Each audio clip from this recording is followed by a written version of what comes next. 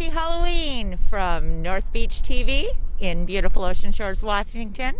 I'm Daniela Werner, and we are here on this beautiful October day. Who would have imagined Halloween? To share a little insight on something that has kind of taken over the talk of the town this year for Halloween. I'd like to introduce you to Jim Hummer and his lovely wife. Hi, how are you? And introduce Hello. yourself. Hello. And our son, Steve. And this is their son, Steve. And we're going to have them share a little bit about how this came together. The official event is called the Ocean Shores Scarecrow Contest, and it is being held in the Garden Buddies. Started this. How long ago did this project start with the garden? So it's probably about a year and a half that the garden itself started, and so we got involved. You see all the rocks and stones and the elf garden, that's things that we did. So we are rock specialists, so to speak. And so with this idea, the holidays were coming and you wanted to find a way to share a little bit more of this with the community. When did the idea for the Scarecrow Contest come to light? Well, it was last March when basically they were going to have a memorial, and with the virus, they weren't letting people put out flags. So we're like, we need to come up with something for the community that we can share with Memorial Day and put out flags and be safe. So we had about 200 flags. We had about 60 people. We put flags. We lined up the garden path with as many flags as we could find. And we did the same thing for July. So it was about August, and we're saying we got to do something for the community because the virus is everybody down. You can't do much for Halloween. It's like we have to think of something. So I think we're coming back from Aberdeen. It just struck me that I remember as a kid when I was in Minnesota on the farm, we used to go up the cities and we saw a scarecrow contest. And for every year, that thing got bigger and bigger and bigger. It became a very social event. So it's like, I bet we could do that and still do our social distancing and do with the virus and have the community involved with it. And so the idea was born. Who did you reach out to first to invite them to participate? So we had a small group of people. I put together a plan, and then we had Patricia Wright from the city and then Suzanne, and we had like 3 other people, and we came up with a plan that we all agreed to in concept. Our goal was to have 10 scarecrows and 10 businesses, but there was a lot of concern the businesses wouldn't be able to contribute because of the virus and so forth. But we decided that was a reasonable goal to do, so that's how we started out. And then we had the girls, my wife and so forth, they start going to businesses, and then we start making decorations. So for about a month, every weekend, we started making decorations and getting hay bales and trying to set some sort of framework so that basically we'd have the scarecrows. We felt we had to have a scarecrow contest. We'd have bales and all sorts of things like that. Scenery dressing. Yeah. Right. And so as this was developing, did you get a lot of feedback from the community? Well, at first it's kind of hard for people to have a vision for it. So we developed flyers. We put out 100 flyers to all the businesses. We made decorations here, and then we started using social media and getting a competition together. We felt competition was important with this. Always fun competition. So it's like, it doesn't matter about who wins what, but people competing against each other would get more businesses and more individuals. And then it slowly grew, and then after about the first week before October, people started doing, all of a sudden scarecrows started popping up. So, what was your very first contribution to the Scarecrow Garden or Scarecrow Contest? What was the first one? Do you remember? Well, we made cone crow. So we went to a garage sale and found a cone head, and we made that on a Saturday as the first scarecrow. So we put on some old jeans and curl. Nobody really sees it, but it's actually a cone head that has a hat on it. So we made that first, and then we decorated it. So my wife is very artistic, so we made all the pumpkins and painted them and sawed them up and did that all from scratch. And so as businesses would come down and put up, and individuals, there's 2 categories. There's a business category and an individual category, right, for just the public. Did you sense a little competition starting between people to come back and refresh their scarecrows and add a little bit more to it? Well, go ahead. The weather helped with that. So basically the weather was very much a challenge, so people had to kind of keep these things refreshed and going. But we felt from the get-go, if we had separate out the businesses from the residential, the businesses have an unfair advantage because you get all your employees to vote for you. So we felt that was going to happen, so that's how come we separated them out, and I think that was a smart thing to do in hindsight. So we felt getting the business community in prizes and also in competition was a real key to this. And so when does the voting end? It ends at midnight tonight, but we kind of crashed Facebook on the page today, so I don't know if I'm going to extend it or not, but we've had close to 100 people join the group today. Just today. So the word's getting out. So the power of social media is really what gave this a boost. We have, I contacted Brookdale Senior Living because they haven't been anywhere. They don't have Facebook, but they voted. I made them a book of pictures. They voted. They made a scarecrow, but they couldn't come out and get a tour to see them. So I made them a photo album, and then Jim made them a voting page so that the residents could look at each scarecrow and place their votes. So I picked up their votes yesterday, and we also gave them a nice picture that Skip Radcliffe took of a beautiful swan. So that was kind of a gift, thank you for doing this. And they had a ball. So for those that could not come from the community out here, you took it to them. And right. So that was just our first and only. I mean, not everybody. No. Just Brookdale, because it was over our heads. We couldn't reach everybody. Oh, what a nice touch. So going forward, so you can vote tonight. How would somebody vote if they still wanted to, if they could get on? Where would they find you on Facebook? So if you just go to and scroll for Ocean Shores Scarecrow Contest, and then you basically join the group, and then we approve you. And then once you're approved, you can go into the announcements page, and then there's a poll for both the residents as well as the businesses, and then you choose. And one person, one vote. So, but you can vote in each category. That's correct. But only one vote per category. So you're going to try to keep it open until midnight tonight. That's correct. And when will you announce the winners? We're hopeful to have it by tomorrow. But everybody wins a prize. The businesses have been so generous that we have enough prizes for every scarecrow. So everyone's going to get something. So looking ahead to next year, are you willing to take this on again and expand it and grow it? Well, a lot of people had a lot of different ideas, and so if we grow this, we had 4 people this year, we'd have to have a whole different concept on how to do that and to figure that out. So we have more time to plan, so it matters if we partner up with different people on how we want to do this, but it's possible. I think there's a lot of things possible in Ocean Shores. There's a lot of creative people here. It's just a matter of getting people together with some will and energy to do it. So.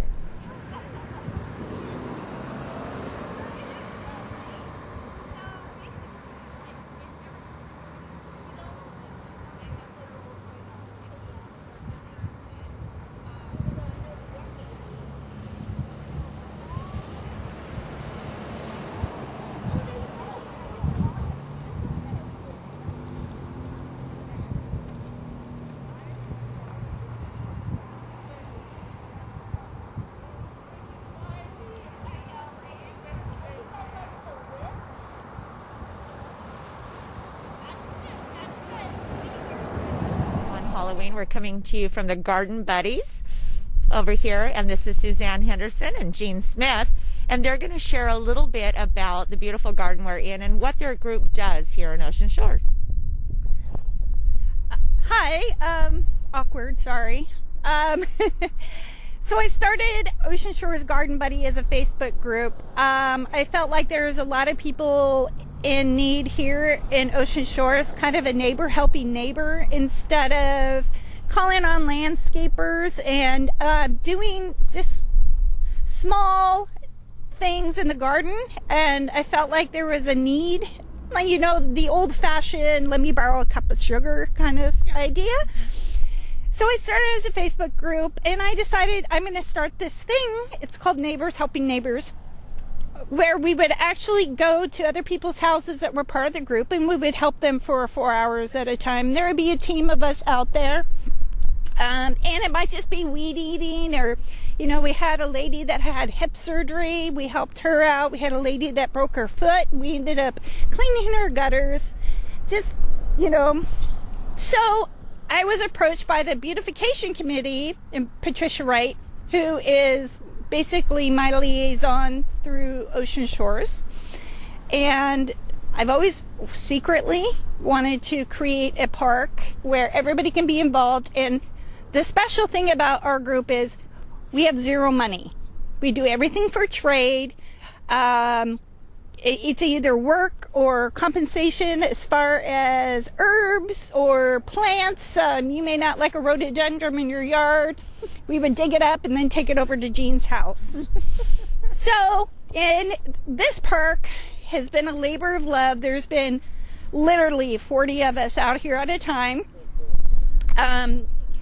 It is 100% donation. Everything that you see around here is 100% donation. There is zero money involved. And I say a cooperation from the city, and I will say that Crystal and John Wagner from the Public Works Department, they've been phenomenal. They have been a blessing, because things that I didn't think I could have a road crew do, I was able to say, hey, do you think we can need some help? And the way that they're able to do that is because we have put 100% effort in the park. We're actually saving the city money. And now it's become a focal point, and there's a lot more to come. So right now it's decorated for Halloween or fall with the scarecrows, but a lot of this is permanent here. Even after the scarecrows come down, there's beautiful wood sculptures, there's garden spots, there's benches and things. What are your plans for the future here? So we do have some more plans coming. Of course, with an unfortunate pandemic, we were pushed way behind. But as you can tell, there's a pile of wood chips over there, and some sod has been removed. What we're trying to do is make this 100% sustainable for itself. Everything that is planted here is either a native plant or an herb, or a beneficial plant. Now, some of these plants, people go, oh my God, they're ugly. But here's the deal, the birds love them. The animals love them. Milk thistle is one of the things that everybody goes, why do you have those big thistles? I'm like, the bees love them. So eventually what's going to happen is we're going to turn this all into, so that way the city doesn't have to touch that side anymore. There's no mowing. We have Nico that works at the library. Mm-hmm. Yeah, he's actually bonsaiing the whole front over there and possibly doing some other things, and he's doing some online classes as well. So yeah, there's more to come, but I can't give you all my secrets. Of course not. Now, if somebody wanted to become involved with this group, where would they find you? Well, Facebook it seems to be the social media of Ocean Shores choice. So there is a social media group, Ocean Shores Garden Buddies. The only thing we ask is you to answer all the questions. There we include anybody.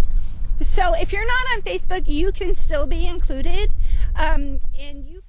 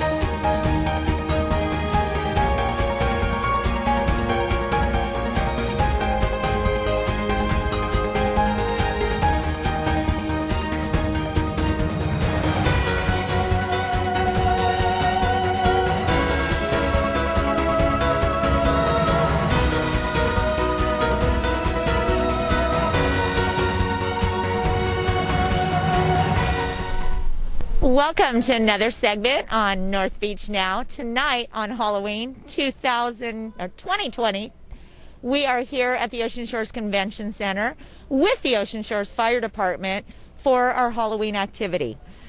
This is the 50th anniversary of Ocean Shores, as well as the 50th anniversary of this event. And there's definitely had to have been some adaptability this year and some changes. We've got Kara McDermott here to share a little bit of insight on what our fire department did to prepare for this. Yeah, as you can see, we're already in full swing behind me. What we've done is we've done basically a drive-through trick-or-treat. We didn't want to have to take away trick-or-treating from the kids, and honestly, we love seeing the costumes every year too. So we decided to be safe with the COVID still going on. Everyone's in their cars, we're all masked up. We're still giving away candy and still have an online costume contest this year. So tell us a little bit about the procedure of what is happening tonight. We see around us some cars serpentining around. So how's this all working? Well, we have amazing volunteers from the CERT program who are basically directing our traffic. And we kind of have people going past the Shiloh where we have a Scarecrow contest going on. They come through the parking lot, serpentine around our trucks, and then we're right here to pick up candy. We also have coats for kids just a little bit farther down the line. So we're still trying to put on a great fun event even with the restrictions we have. And it looks like it is just really filling up. There's been a steady stream of cars pulling in just as we watched you guys set up tonight. Where did the candy come from for this event? Talk a little bit about the candy. Well, we had almost 1,000 pounds donated to us from members of the community. And I've got to say, I've been on shift this week, and our doorbell has been going nonstop with amazing members of the community dropping by bags and bags and bags and bags of candy. And we have been packing them into pre-bags for all the kids, so they're all weighed out and they're all safe for everyone. So they're all the same. Nobody has to dump their bags and make sure nobody got more than another. They're weighed out, and you guys took preparations to make sure it was fair. We did indeed, but I assume there's going to still be bartering, among the siblings tonight over who wants the Snickers versus the Twizzlers. Absolutely. So in our community, we've had to make a lot of concessions for things changing this year, and this is one of them. This is one thing that you guys really had to wrap your brain around. How do we make this happen? When did the talk start about how to do this differently this year? Well, it's been an ongoing process. No one really knew how the COVID was going to play out, and it's been a constant adjustment with everything that we do at the station, and with changing information, we've been constantly adapting. But that's actually our motto at the station, is adapt and overcome. So, we've done the best we can to still put on an event for our community, which we love. And it looks like it's a hit. What do we have coming up that you may have to apply that to in the community for the rest of the year? Well, unfortunately, we've had to cancel our turkey bingo, which is always a big night for us. That's how we raise money for our firefighter association, which is our nonprofit arm that we do grants and help out victims of fire. So I think we'll be in talks of what we can do maybe later on, or different things. We'll probably have to go to the brainstorming board to figure something out. And so with this, they're having a little bit of fun back there. It sounds like, I don't know if the kids are having more fun or the crew. With this, the ongoing costume contest, and it is going to be an online contest. Can you tell us a little bit more about how that works? Absolutely. It's going to be done on Facebook. You can search for Ocean Shores Professional Firefighters Association 2109. If you type in Ocean Shores Fire, we're going to be one of the first ones that pop up. But it is the union page. People can submit their photos until November 13th, and that's when our costume contest closes. We're going to go into judging and then alert the winners and tell them how they can safely pick up their prizes. So you can find them on Facebook, submit your pictures online, and then are the pictures going to be public so that everybody can see them, or is it just for you guys? Oh, they're public. Awesome. So everybody can enjoy them, although we didn't have the usual event here that we've had for, I guess, 49 years. If this is the 50th, it's different. 49 years, we still have a lot of community engagement going on. So what do you think is the biggest obstacle that you've had to overcome putting this together? I would say we just want to make sure something fun happened. Normally it's sort of this big bazaar. We get all the businesses together, we take over the community center. And so trying to figure out a safe, pared down version of that where kids can still dress up, still kind of have the magical holiday, still get their candy, get their buzz, and figure out just a way we can do that safely. And so far, what do you think is the best part of what's happening? Oh, I mean, I'm just loving all the kids coming through. We have great turnout, even early on. We've just started. This goes until 8 o'clock. We'll be out here. So just to see this big line of cars in the parking lot, you know, every time you throw a party, there's always that knot in your stomach. Are people going to show? Are they going to have fun? And so far, it's true. They're here and they're having fun. They are. They're having fun. And we're going to let you get back to work and enjoy some of those kids in costumes. Kara, thank you so much for your time. Thank you. And have a great evening. Thank you.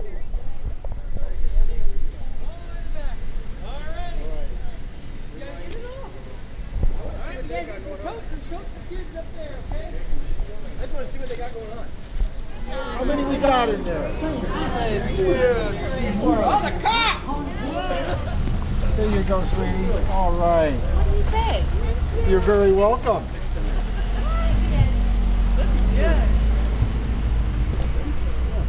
All right.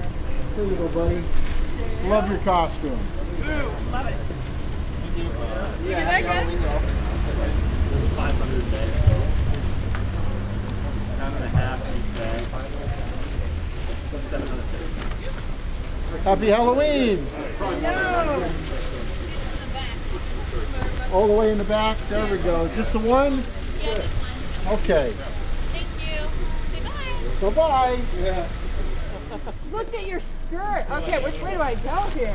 Just Oh, there we go. Awesome. Thank you so much. You look great. Happy Halloween, guys. Be safe. Thank you. Yeah. Thank you, man. All right, thank you. We're like, hey. Happy Halloween. All right, what we got going here? He was a minion, but he ripped A his minion hat in off. a unicorn. I love it. One for you, my friend. Thank you. Have a good night, guys.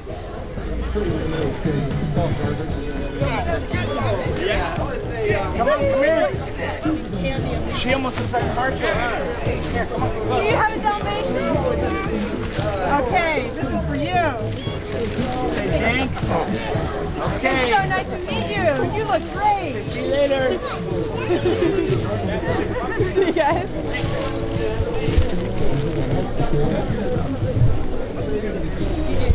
Oh, you look great. He's a ninja. Sure is. I barely saw him. Come on in and meet my family. Have fun. When they're little, I don't want to scare the little ones. Let's go for it.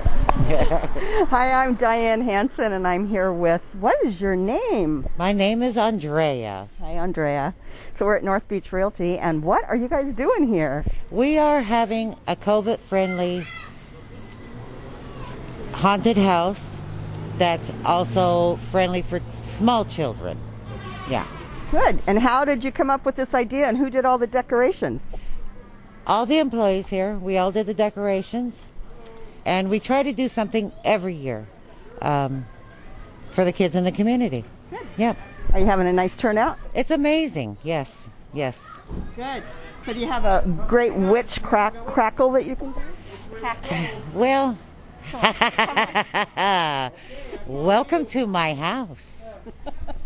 Very good. I think we're going to go through and visit your family. Is that all right? Absolutely. Please do. Okay. Thank you. Mom gonna meet us at the other end? Are y'all together? Okay. Are you ready? I'm ready. We are here at North Beach Realty for, I don't know if it's the first annual haunted house, but it's our first time being here. And are you a little nervous? Of course. It's a haunted house. Love a haunted house. You know, I do, but I don't like it when they something comes out and grabs. Or... I think with our social distancing this year, they've got it set up really neat that I feel like we're not going to be grabbed. So, you know us, we like to go on an adventure. Are you ready, Diane? I'm ready. Let's go, Daniela.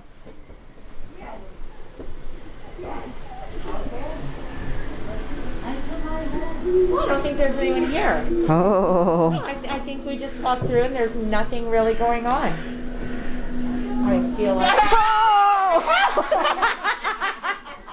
Okay, so so screamed in I the was mic. wrong. Okay, do we need to hold the mic out further as we're coming through? This is fabulous. All right, now I don't know if this is... All right, well, I got it out of my system. I don't think I'm going to be scared anymore. I think I'm good to go. I think I got it out of my system. You're on the cord. There you go. So, you know, while we've got the witch here, and we already know that. Let's come on around the corner. And then we're going to go back to her. Look at all the fine detail in all of this. This is fun. It is. They've done. Oh, there's something moving behind you. There's. Oh my gosh. I thought I was totally over it. Totally over it. Oh, there's something moving over there too. Careful, they say. Careful. See, it's not just us. It's not just us. I think we can keep moving. I think we can talk to some of these guys later. Oh, nice spider. Oh.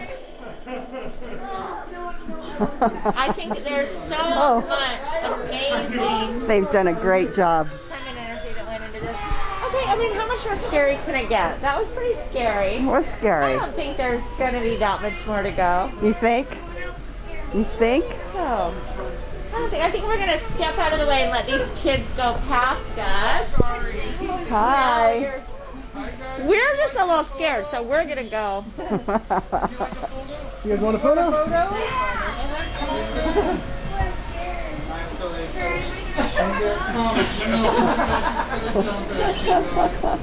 Look behind us. Look at the costumes. Go ahead, buddy. You're okay.